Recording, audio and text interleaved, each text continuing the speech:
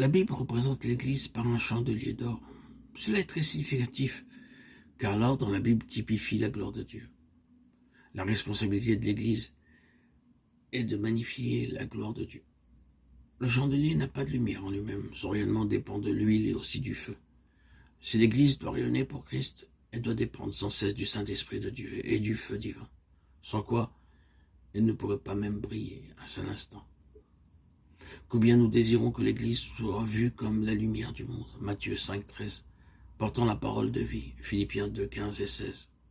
Au milieu des 7 chandeliers, quelqu'un qui ressemblait à un fils d'homme, Apocalypse 1, 13. Cela nous parle de Christ qui est avec son Église. La présence du Seigneur est très précieuse. Cependant, il ne se tient pas au milieu de l'Église uniquement pour la bénir, mais aussi pour l'inspecter. Si nous sommes fidèles, nous n'aurons qu'une crainte de sa présence. Mais si nous sommes infidèles, comment échapperions-nous à l'acuité de son regard? Celui qui est semblable à un fils d'homme n'est autre que notre Seigneur Jésus. Daniel aussi mentionne qu'il a vu quelqu'un de semblable à un fils de l'homme. Daniel 7, 13. Comme nous le lisons dans les évangiles, notre Seigneur se présente souvent lui-même comme le fils de l'homme. Pourquoi est-il dit dans ce passage de l'Apocalypse qu'il ressemblait à un fils de l'homme? Déclarer cela est en fait suggérer la divinité du Seigneur Jésus. Lorsqu'il était sur cette terre, Jésus était le Fils de l'homme. Maintenant qu'il est ressuscité d'entre les morts, il est bien plus que le Fils de l'homme, il est aussi Fils de Dieu. Il est donc déclaré qu'il est semblable à un Fils d'homme. Nous savons que Dieu a créé l'homme pour qu'il gouverne la terre, Genèse 1, 28.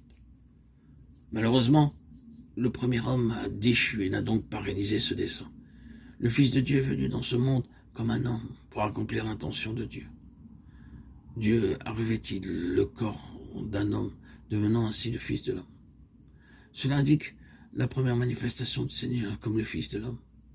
En d'autres termes, le Fils de l'homme est le nom donné à Dieu lorsqu'il est devenu homme. La trentaine d'années de la vie du Seigneur Jésus sur terre est la période pendant laquelle il a été le Fils de l'homme. Avant son incarnation, il était semblable à un fils d'homme, c'est ce que Daniel a mentionné. Après sa résurrection, et bien qu'il ait un corps, Luc 24, 39, il était plus que le Fils de l'homme, il était le Fils de Dieu ressuscité. Il était donc le Seigneur Jésus-Christ qui est semblable à un fils d'homme. Ce Christ qui est semblable à un fils d'homme est au milieu des chandeliers.